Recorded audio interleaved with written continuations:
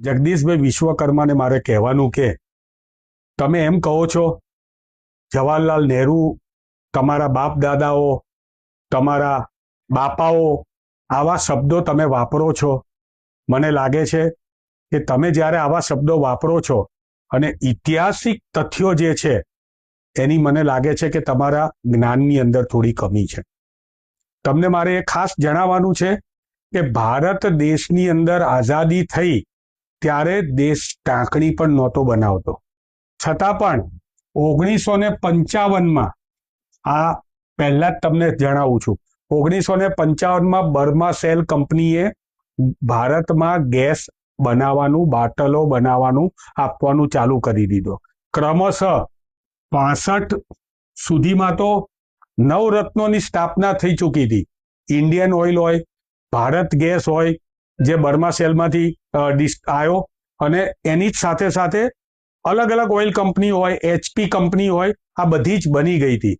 અને 2014માં જ્યારે નરેન્દ્રભાઈ મોદીનું શાસન આવ્યું એ પહેલા આ દેશની અંદર 15 કરોડ, આ શબ્દ પણ યાદ રાખજો, તમે કહો છો ને કે તમે કેટલા બાટલા આપ્યા, 15 કરોડ બાટલા ઓલરેડી ગેસના ડિસ્ટ્રીબ્યુટ થઈ ગયા હતા.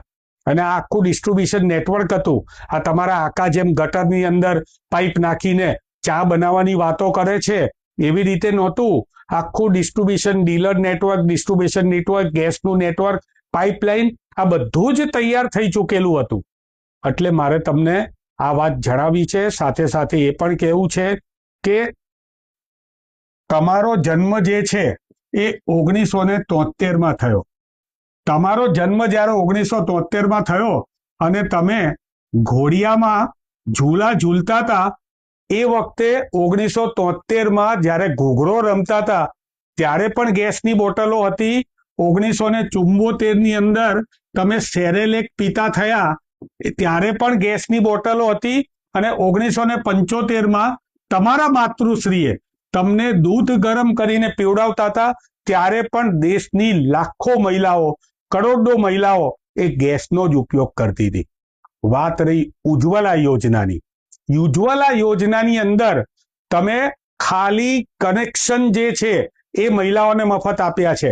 રિફિલના તો 1000 રૂપિયા ચૂકવવાના હોય જ છે.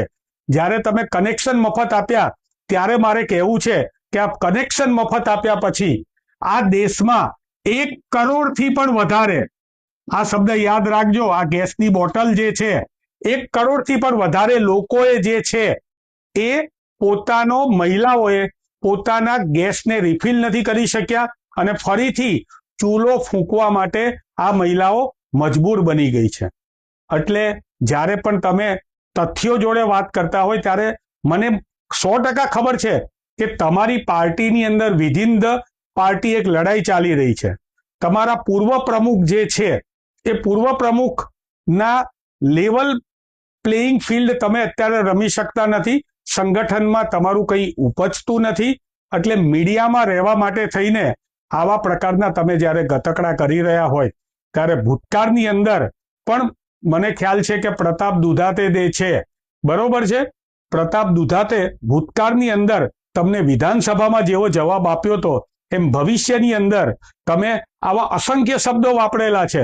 રાહુલ બાબાને મામાના ઘેર મૂકી જઈએ, આવા બધા શબ્દો જે છે એક નેતાને, ગરિમાને શોભતા નથી. એટલે ભૂતકાળમાં તમને વિધાનસભામાં પ્રતાપ દુધાતે જવાબ આપ્યો હતો, એ જવાબ આગળના દિવસોની અંદર અમારા એક કોંગ્રેસ કાર્યકર્તા તમને આપશે. મહેરબાની કરીને ભાષામાં સંયમ રાખજો અને તમારા જ્ઞાનની અંદર વધારો કરજો.